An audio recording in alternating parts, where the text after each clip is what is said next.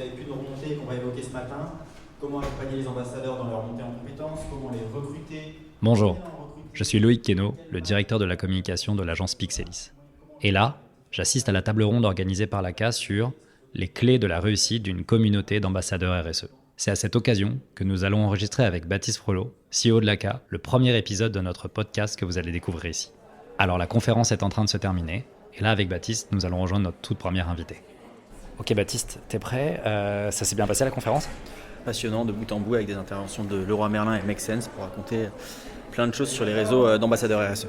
Bon, justement, là on se dirige vers la salle qu'on a réservée pour faire le premier épisode de notre podcast avec Laure. Alors Laure, c'est qui? Comment tu l'as rencontrée?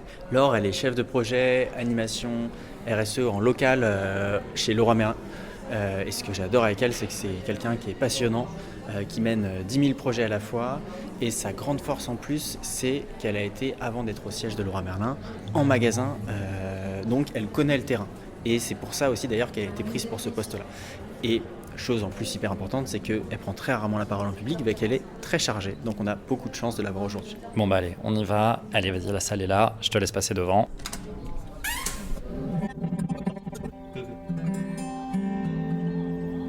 Initiative.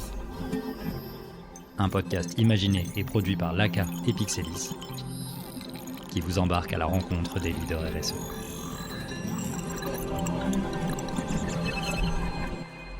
Bien, enchantée Loïc. Baptiste, effectivement, on s'est vu tout à l'heure. Moi, je suis Laure Bossé et je suis chef de projet RSE chez Leroy Merlin et plus spécifiquement au sein de l'enjeu ce qu'on appelle impact positif, donc c'est l'enjeu RSE chez Leroy Merlin, sur le pôle transformation culturelle, sensibilisation, acculturation des équipes, c'est ce qu'on appelle culture et transfo, et plus précisément sur l'animation locale de la stratégie. Trop bien. Et si on devait revenir un petit peu sur ton parcours, parce que je pense que tu n'es pas arrivé là par hasard, ça doit être une orientation et puis aussi peut-être une volonté. Où est-ce que ça a démarré? Qu'est-ce que tu faisais avant chez Leroy Merlin et encore avant ça? Oui, tout à fait. C'est vrai que mon parcours est assez atypique, je dirais, puisque de formation, je suis ingénieure en biologie-chimie, une formation que j'ai complétée en fait à la fin de mon cursus par une spécialisation en marketing et management dans une école de commerce. Et le but, c'était à l'époque de m'orienter vers les métiers de chef de produit développement. Donc c'est donc comme ça que j'ai commencé ma carrière professionnelle en tant que chef de produit international dans le milieu pharmaceutique et cosmétique.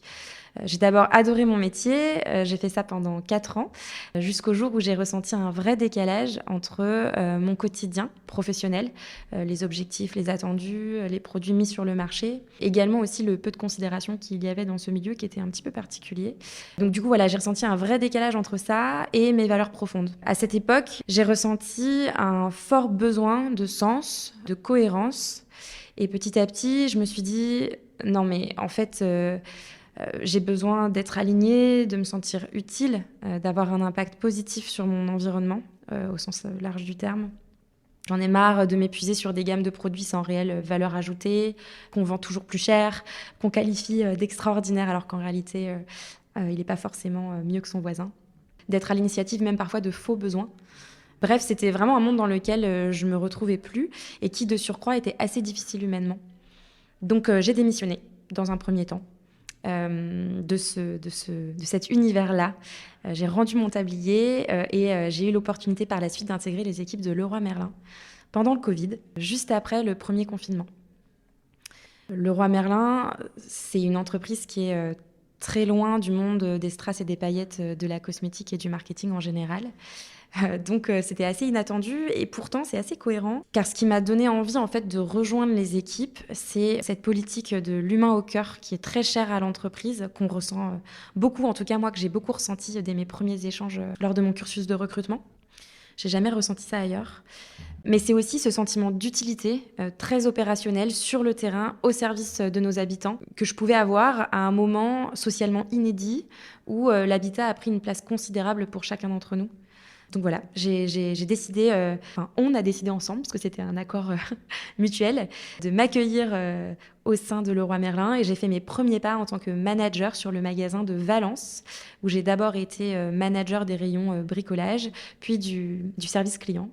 D'ailleurs, petit clin d'œil à mes équipes que j'embrasse très fort si un jour elles écoutent ce podcast. Avant de rejoindre du coup les services internes en centrale au poste que j'occupe actuellement à Lille en tant que chef de projet RSE et plus précisément, comme je vous le disais tout à l'heure, sur le pôle culture et transfo sur l'animation locale. Je suis arrivée du coup il y a 2 ans, donc 2022. Ok, donc tu intègres cette équipe RSE il y a à peu près 2 ans. Rentrons dans le vif du sujet, allons un peu explorer ce qui a pu être mené par toi et ces équipes-là depuis ce temps-là. Leroy Merlin est connu comme une entreprise qui, depuis plusieurs années, a mis en place et anime une démarche RSE assez forte en local dans tous ses sites, que ce soit les magasins, les entrepôts, les services internes. Avant de bien comprendre comment fonctionne cette démarche, moi j'ai une question qui est importante pour comprendre le contexte. Pourquoi vous avez décidé de faire tout ça ? C'est quoi la vision derrière cette démarche ? Alors pour répondre à cette question, je pense qu'il faut revenir quelques années en arrière. En fait, la dynamique RSE, avant d'être une stratégie, ça a été une dynamique qui a démarré en 2020. Donc ça fait déjà 4 ans. Jusqu'alors, ADO, donc notre groupe, la maison mère et Leroy Merlin France faisaient déjà de la RSE. Bien sûr, mais je pense qu'on se regardait encore beaucoup, nous, et on avait du mal à regarder au-delà de nos frontières et à regarder ce qui se passe autour de nous. Et en 2020, il y a eu une nouvelle dynamique qui a consisté à embarquer 100% des collaborateurs de Leroy Merlin France dans cette nouvelle dynamique RSE qui consistait finalement à parler du dérèglement climatique, de l'impact que ça pouvait avoir sur nous en tant qu'êtres humains, nous en tant qu'habitants, puisque la mission de Leroy Merlin, c'est d'accompagner chaque habitant français à mieux vivre chez soi. Ça a été une période où vraiment 100% des collaborateurs ont vécu ces ateliers et ont été sensibilisés à ces sujets. Ça a vraiment marqué le début de cette dynamique RSE chez Leroy Merlin France. Cette nouvelle dynamique, elle a aussi émergé grâce à ce qu'on appelle chez nous la vision. Chez Leroy Merlin, on a la chance d'avoir une vision. C'est un événement qu'on réalise à peu près tous les 10 ans où, à l'occasion de cette vision, on réunit 100% des collaborateurs pour construire l'avenir. Et donc, il y a plein d'idées qui émergent. C'est du coup participatif, coopératif, collaboratif. Et on écrit l'avenir. Et lors de cette vision des collaborateurs, il y a beaucoup d'idées, beaucoup de choses qui ont émergé qui finalement relevaient de la RSE. En 2021, Leroy Merlin France, fort de tout ça, a posé sa stratégie RSE. Alors chez nous, la RSE, je me force un peu à vous dire ça depuis tout à l'heure, puisque chez nous, on n'appelle pas ça la RSE, on appelle ça l'impact positif. Donc peut-être qu'à partir de maintenant, je vais plutôt utiliser ce terme-là, qui me parle un petit peu plus. En 2021, on a écrit notre stratégie impact positif pour l'entreprise Leroy Merlin France. Pour porter finalement cette stratégie, on a créé des ateliers de sensibilisation pour embarquer nos collaborateurs. Et pour porter ces ateliers, on a fait un appel à volontaires, un appel à relais impact positif. Et petit à petit, on a fait vivre ces ateliers à l'ensemble de nos collaborateurs sur l'ensemble du territoire. Une fois que la stratégie elle a été posée, on a en 2022 déployé vraiment cette stratégie avec un outil qui est donc l'outil LACA, dont on parlera sans doute après, qui nous a permis vraiment d'incarner la stratégie qu'on avait posée et d'aller chercher plus loin et un impact local plus fort. Alors Laure, quand tu parles de tous les collaborateurs, juste qu'on se remette dans le contexte, ça représente combien de personnes ? Chez Leroy Merlin France, on est à peu près 28 000 collaborateurs. Sur combien de sites ? Alors, grosso modo. Ouais, grosso modo, on va dire 150 sites, sachant que dedans, c'est vraiment des typologies de sites différents. Il peut y avoir des magasins, des entrepôts ou des postes plus administratifs dans les bureaux ou stratégiques au service interne. Et à ce moment-là, vous saviez quel type d'outils vous alliez pouvoir utiliser pour incarner cette démarche, où vous étiez en recherche ? Comment aussi s'est fait la rencontre avec LACA et avec Baptiste ? Alors non, à l'époque, je pense qu'on ne savait pas. Alors, je n'étais pas encore arrivée sur ce poste, mais en tout cas, je pense qu'on ne savait pas forcément comment y aller. Par contre, ce qu'on savait, c'est que écrire une stratégie C'est bien et c'est d'ailleurs nécessaire. Il faut toujours avoir un cadre et un cap précis avant de s'animer sur un sujet. Sans l'objectif, sans le cap, c'est un petit peu compliqué. Donc écrire une stratégie, écrire un cadre, c'est essentiel. Par contre, si on écrit une stratégie et que personne ne la connaît et que personne ne la comprend, ça ne sert pas à grand-chose. Et donc notre conviction, c'était de se dire, OK, on a écrit une stratégie, on a aujourd'hui un cap qui est défini, un cadre qui est bien bordé. Comment est-ce qu'on va faire ensuite pour faire connaître cette stratégie, faire comprendre cette stratégie et l'incarner le mieux possible. Et on a cherché du coup un outil qui nous permettait de faire ça. Ouais, du coup, là, je vais te passer la parole, Baptiste, mais c'est un sujet qui revient énormément dans nos échanges, dans vos matinées débats, dans les articles qu'on peut coécrire ensemble. C'est que une stratégie hors sol, RSE, juste pilotée par la maison mère, c'est bien, c'est une belle impulsion, mais en fait, les communautés, les différents métiers vont jamais se l'accaparer et qu'il faut créer ce lieu de rencontre où il y a cette stratégie qui vient du top management, mais aussi toutes les volontés individuelles, collectives qui viennent du terrain. Et c'est là que l'ACA intervient. Pour compléter ce que tu dis sur la stratégie hors sol, justement, c'est quelque chose qui s'est passé avant que Laure arrive dans l'équipe RSE, mais tu devais déjà être dans le magasin à l'époque. En 2021, quand on a commencé à avoir les premiers échanges avec Leroy Merlin et qu'on a construit ce qui allait devenir le LACA d'aujourd'hui, on a fait pas mal de rencontres avec les magasins. On en a rencontré 8 en mois de juin 2021, un peu partout en France. Et on a appris plein de choses grâce à toutes ces rencontres-là. Et ça a contribué à créer la dynamique avec laquelle vous avez déployé la stratégie derrière, qui est une dynamique un peu de challenge, si j'utilise les bons mots. Est-ce que tu peux nous raconter un peu comment ça marche, ce challenge impact positif chez Leroy Merlin ? Oui, tout à fait. C'est vrai que chez Leroy Merlin, on aime bien cette notion de challenge. D'ailleurs, on appelle ça la démarche leader. C'est aller voir ce qui se fait ailleurs et comment faire mieux que son voisin pour collectivement nous tirer tous vers le haut. Et en fait, on s'est dit, il faut qu'on parle la même langue. C'est vrai que parfois, on a tendance à traiter la RSE comme quelque chose d'à côté, de différent, quelque chose qui ne se manage pas par la performance, alors que, au contraire, je pense que c'est vraiment, on a démontré que c'était possible et de manager, en tout cas, l'impact positif, la RSE, par la performance. Et c'est exactement ce qu'on fait avec l'ACA. En fait, ce qui est magique avec cet outil, c'est que c'est une plateforme communautaire. Ça nous permet de rassembler tous nos éléments sur une seule et même plateforme unique, accessible à tous. Donc, on a aujourd'hui 28 000 de nos collaborateurs qui peuvent se connecter dessus en libre accès s'ils le souhaitent. C'est à la fois un catalogue de modes opératoires, donc on appelle ça des actions. Chaque action est détaillée avec tout le mode opératoire, les liens vers les différents supports, Drive, kit de com. C'est un catalogue de modes opératoires qui réunit tous les outils dont ils peuvent avoir besoin pour comprendre et pour passer à l'action. Ça nous permet également de diffuser les grosses priorités stratégiques de l'entreprise grâce à un ordre de priorité dans les actions. On a des actions qu'on va qualifier d'incontournables, d'autres de recommandées, d'autres de facultatives, et également de faire de la pédagogie avec des fausses bonnes idées. Donc ça permet également de leur donner un ordre de priorité pour toujours améliorer ce ratio effort-impact. Le but, c'est qu'ils passent du temps, mais le moins de temps possible, puisque sinon on est tous rattrapés par notre quotidien en entreprise.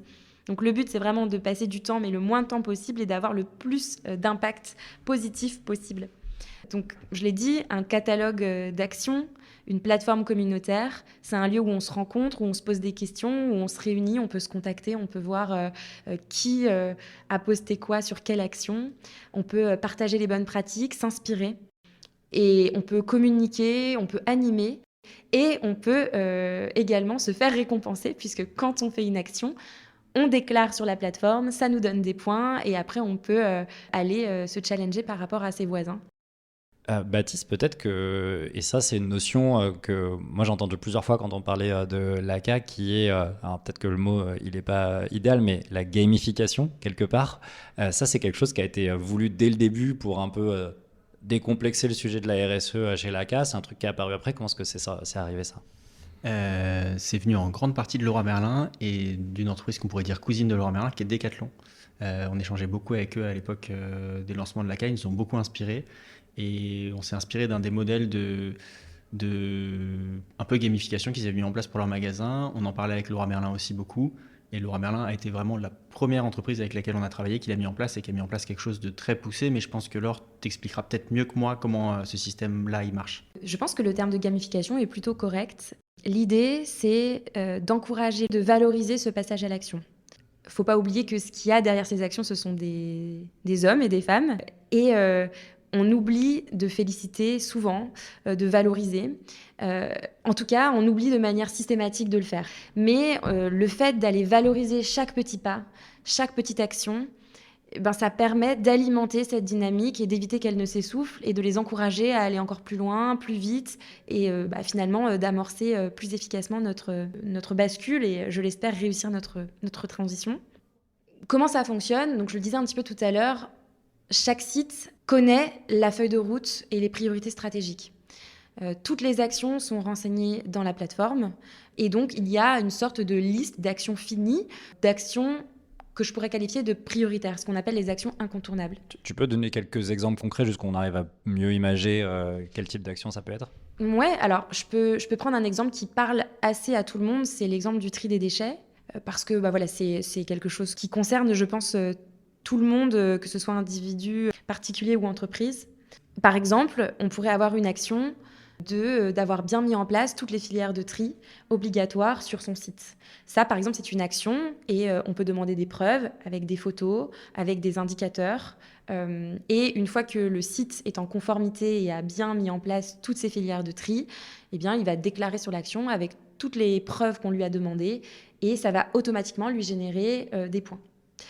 Donc, en fait, ces actions-là, elles sont triées par priorité et si le site est particulièrement actif, il peut décider d'aller plus loin que juste les actions incontournables et il peut aller sur des actions un petit peu moins prioritaires.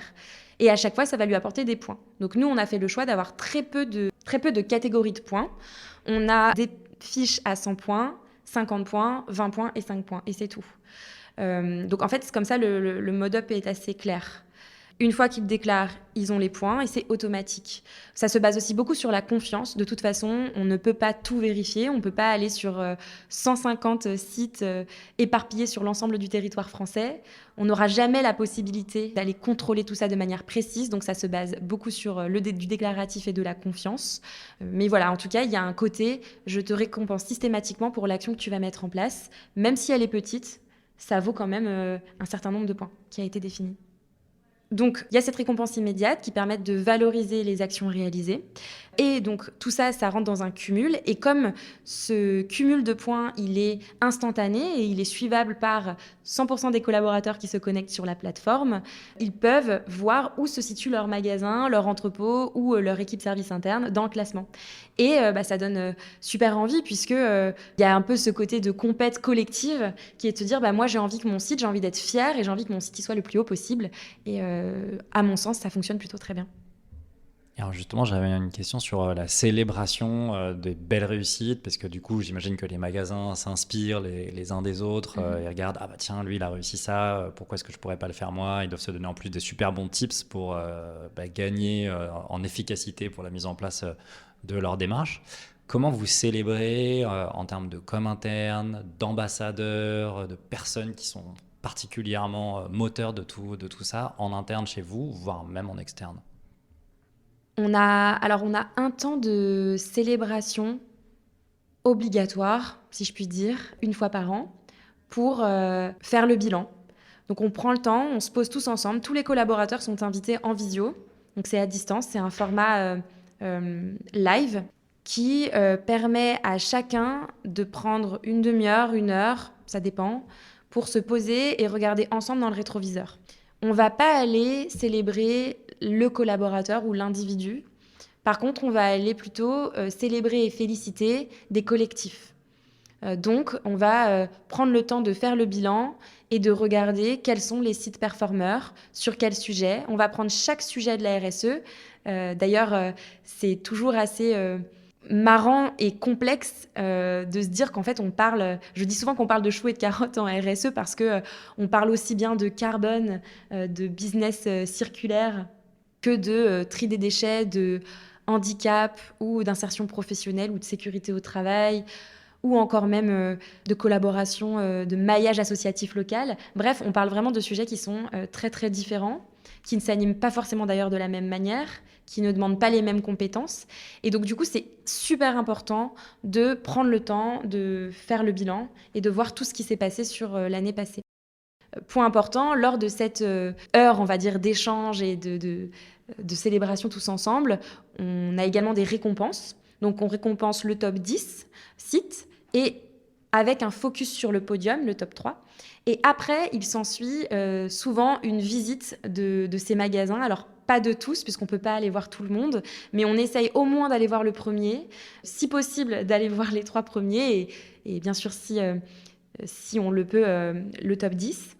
On invite également, c'est ce qu'on a fait cette année, on a invité les 3 sites, c'était donc 3 magasins, gagnants sur le podium à nous rejoindre à Lille pour passer une journée d'ouverture et écrire l'avenir. On les a mis à contribution pour écrire la suite. Mais voilà, on n'hésite pas en tout cas, au-delà de dire bravo, à se rencontrer, se voir yeux dans les yeux et serrer une main. Ça n'a pas de prix et en termes d'impact, c'est bien plus intéressant et ça fait du bien. Et ensuite, dernier point, dernier rituel un petit peu de partage et de célébration, on a également des instances. Alors là, c'est plutôt à distance, mais parfois c'est en présentiel. Des instances par région où on se retrouve en plus petit comité, en collectif région, avec les relais, ambassadeurs, managers ou non du sujet. Et là, on regarde à un périmètre plus restreint, c'est souvent une région ou un bassin géographique. Et pareil, on avance comme ça ensemble en plus petit comité. Alors on voit bien du coup qu'il y a une plateforme commune, une dynamique de gamification, une dynamique de célébration, donc ça c'est vraiment top. Il y a des fois, dans toutes ces dynamiques-là, de communauté, etc., des injonctions par rapport au métier. Je pense notamment aux gens qui sont plus dans les métiers de la vente, etc., qui sont souvent stimulés par de la prime. Comment est-ce qu'on fait pour être en accord dans nos approches RSE, de dire il faut s'orienter vers tel type de produit qui a peut-être un meilleur indice de réparabilité ou un meilleur éco-indice, bref, et que ça fonctionne bien avec eux aussi, leurs priorités de métier. Est-ce que c'est un nœud que vous arrivez à dénouer chez Leroy Merlin ? C'est un vaste sujet. Je pense que ce podcast va durer 3 heures. Si tu peux juste donner 2-3 parce que c'est souvent des choses qu'on entend et à juste titre. Nos collaborateurs, ils ont besoin de cohérence dans les messages. Et, comme je le disais aussi tout à l'heure, le risque, c'est de faire de la RSE à côté. Le but, vraiment, on en est convaincu chez Leroy Merlin. Je vais être un peu provoque, mais j'aurai réussi le jour où mon métier il disparaîtra. Alors bien sûr, il y aura toujours besoin d'éclaireurs, il y aura toujours besoin de coordinateurs, peut-être de facilitateurs en RSE et pour aller explorer des champs de vision plus lointains. Mais en tout cas, on aura réussi le jour où on fera notre métier, tous nos métiers différemment de l'intérieur. Et ça, aujourd'hui, on n'y est pas. Il faut être honnête, on n'en est pas là, mais on est au début de cette histoire-là. Donc pour l'instant, il faut gérer le paradoxe de on construit une stratégie, on construit une vision plutôt long-termiste, RSE, qui demande certains changements de mode de pensée, de mode de fonctionnement. Mais on a également le court terme à gérer, assurer la pérennité de l'entreprise. Et donc, du coup, il y a forcément une période de transition où on va faire ce qu'on pourrait qualifier de business as usual. C'est-à-dire, on va continuer à faire le métier qu'on a toujours fait d'habitude, donc de conseiller de vente, par exemple, ou d'employé logistique ou d'autres services clients. On va continuer de faire son métier de manière classique en entendant et en comprenant qu'il va falloir le faire différemment. Et cette période de transition, je pense qu'elle est inévitable.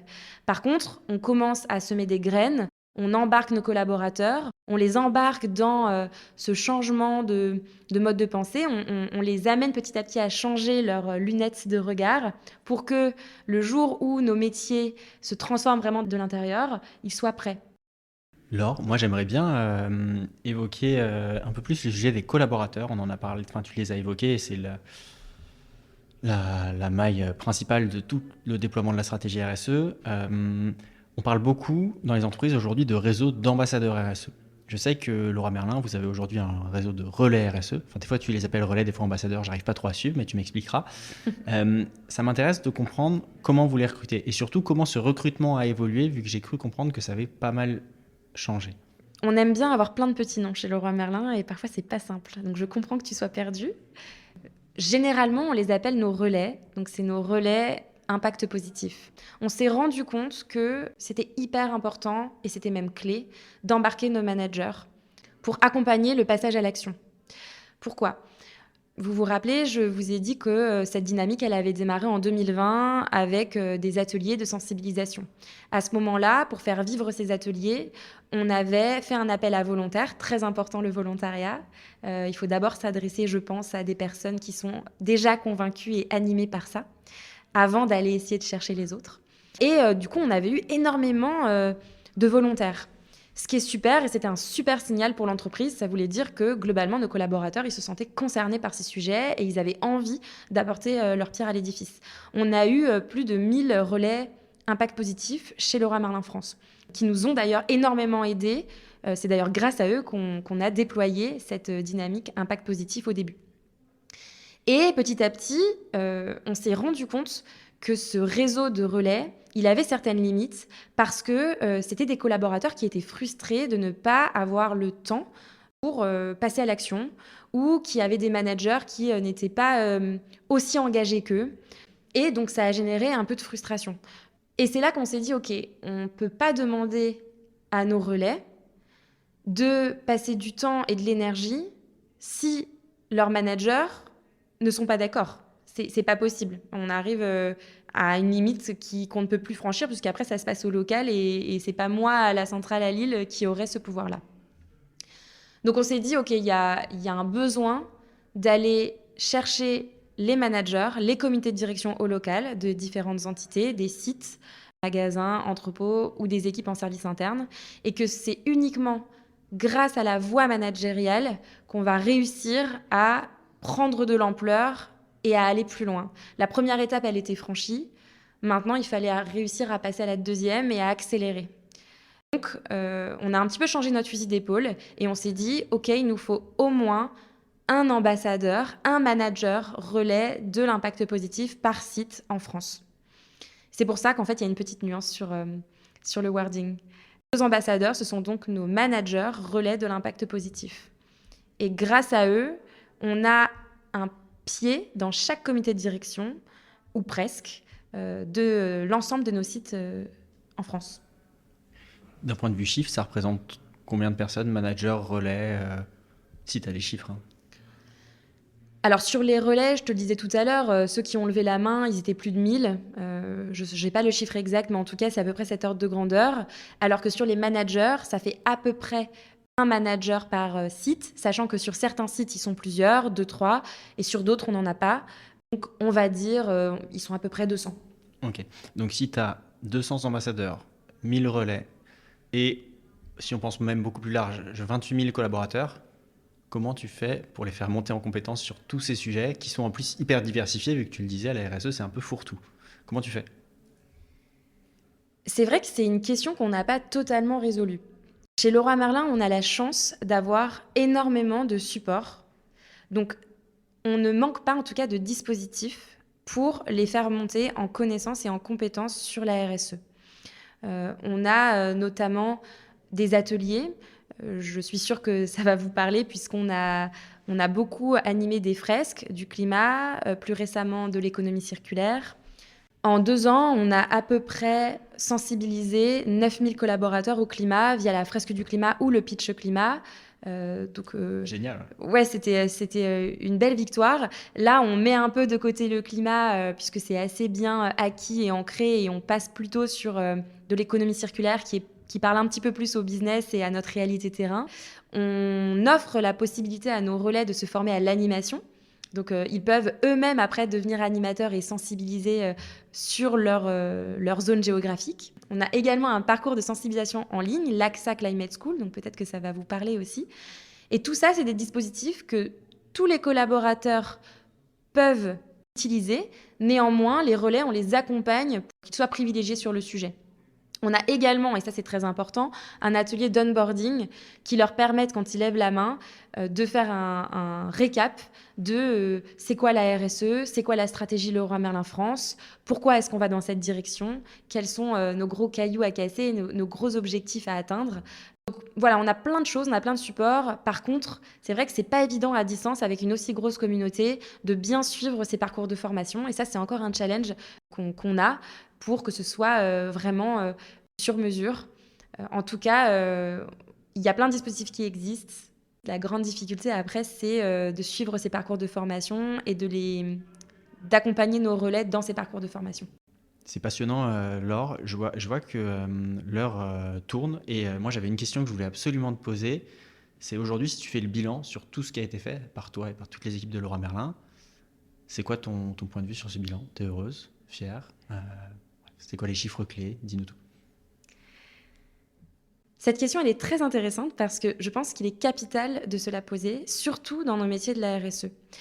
Je m'explique.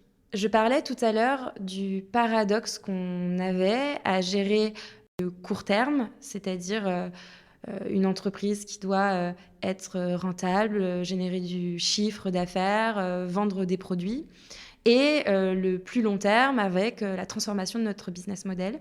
Et donc du coup, fatalement, dans une entreprise comme ça, qui plus est de presque 30 000 collaborateurs, il y a une inertie qui est assez forte. Donc, on a l'impression de ne pas avancer. Parfois, on a vraiment l'impression que finalement, on déploie beaucoup d'efforts pour pas grand-chose. Alors qu'en fait, c'est complètement faux. Et faire le bilan, ça a cette vertu. Ça a la vertu de se poser un moment et de regarder dans le rétroviseur. Et on ne le fait pas assez. Ce point-là, il est essentiel parce qu'en fait, ça remet en énergie positive, ça permet de voir qu'en fait, le chemin parcouru, il est énorme et qu'on a fait plein de belles choses. Je peux te donner un exemple, tu me parlais de chiffres. Sur l'ACA, par exemple, c'est un outil qu'on a déployé donc en mars 2022. C'est donc assez récent, ça fait un peu plus de 2 ans. Et aujourd'hui, on a plus de 6000 collaborateurs qui se sont connectés à la plateforme. C'est quasiment 20% de notre effectif.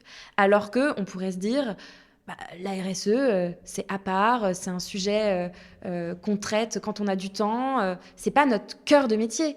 Je vais pas, quand je vends un produit, à la base, je ne fais pas de la RSE. C'est ce qu'on essaye de changer justement petit à petit. Le but, c'est quand je vends un service ou quand je vends un produit, comment est-ce que je peux être le plus impact positif possible. On a également plus de 10 000 actions qui ont été déclarées dans le challenge. Enfin, je ne sais pas si vous vous rendez compte, mais c'est énorme. 10 000 actions que les collaborateurs ont pris le temps de déclarer avec des photos, avec des indicateurs, avec des chiffres, avec des noms. C'est-à-dire que parfois, on a le nom de telle personne avec sa photo qui a mis telle action en place. Je trouve ça assez dingue. Et un dernier chiffre qui peut aussi être intéressant, on a plus de 300 suggestions qui ont été remontées par nos collaborateurs. Ça, j'en ai pas parlé plus tôt, mais on parlait de la centrale qui pousse sa stratégie dans cette plateforme unique et communautaire. Donc, il y a un côté, je te montre le cadre, je te montre le chemin et si tu vas dans cette direction, tu es sûr de prendre la bonne voie. Mais il y a également tout ce que les collaborateurs, de manière autonome, peuvent nous remonter, des initiatives locales qui peuvent nous inspirer. Et d'ailleurs, c'est souvent grâce à des inspirations locales qu'on écrit la suite et qu'on écrit les actions qu'on pousse ensuite dans notre stratégie.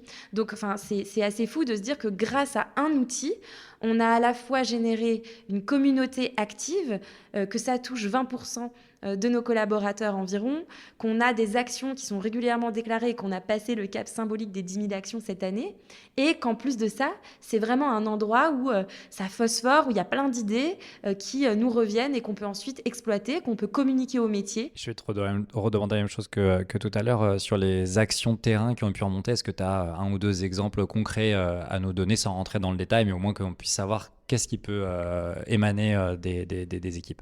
Oui, tout à fait. J'ai un exemple là qui me vient en tête assez rapidement. C'est un exemple plutôt qui touche l'insertion professionnelle. On a le magasin de Dijon qui a mis en place un partenariat avec l'école de la deuxième chance pour favoriser l'insertion professionnelle des personnes éloignées de l'emploi. Donc ça, c'était une démarche plutôt locale qui s'est faite dans le bassin dijonnais. Et ce partenariat, ça avait tellement de sens et ça a été tellement une réussite que finalement, c'est quelque chose qu'on a repris en centrale. Le national s'est emparé de ce partenariat local pour le faire grandir au niveau national. Et aujourd'hui, Leroy Merlin France est partenaire de l'école de la deuxième chance et on pousse cette action à l'ensemble de nos sites sur l'ensemble du territoire. Trop bien. Et c'est là et c'est un sujet qui nous tient à cœur aussi avec Baptiste, c'est que le maillage local, c'est des choses des fois qu'on ne peut pas voir à partir de la maison mère, à partir de centrale. Et il y a des choses très très fortes qui peuvent émerger, qui peuvent effectivement rayonner après au global. On parle que de belles réussites, de belles actions, mais on est obligé de te demander quelles ont été les erreurs, les petits pas de côté ou les petites bourdes qui pourraient donner tout de suite des indications intéressantes aux autres responsables RSE comme toi, à certaines marges à ne pas suivre ou en tout cas à faire différemment. Alors, je ne sais pas si on peut parler d'erreur, mais en tout cas, ce qui est sûr, c'est qu'on n'arrive pas à tout faire et qu'on ne fait pas tout correctement et qu'on s'en rend compte. Par exemple, je vais reprendre ce qu'on s'est partagé lors de la table ronde de ce matin avec Make Sense. Héloïse, l'intervenante de Make Sense, disait que parfois, il vaut mieux commencer petit. Alors que nous, on a fait l'inverse finalement. Nous, on a déployé des ateliers de sensibilisation à 100% des collaborateurs avec un réseau de relais volontaires qui ont dépassé les 1000 collaborateurs. Je ne pense pas pour autant que c'était une erreur. Néanmoins, on s'est vite rendu compte qu'effectivement, ce n'est pas comme ça qu'on arriverait à cranter sur les sujets de la RSE. Et on s'est vite recentré sur OK, embarquons déjà les managers pour avoir un pied dans chaque comité de direction et ensuite rayonner sur l'ensemble du territoire au niveau de nos 150 sites. Donc, commencer petit et surtout concentrer son effort sur des personnes volontaires et engagées, je pense que c'est la clé pour accélérer et pour gagner en impact. Donc ça, c'est la première chose. La sphère managériale, c'est vraiment essentiel de la percer. D'ailleurs, pas juste la sphère managériale au niveau des comités de direction de nos sites, mais également le top management.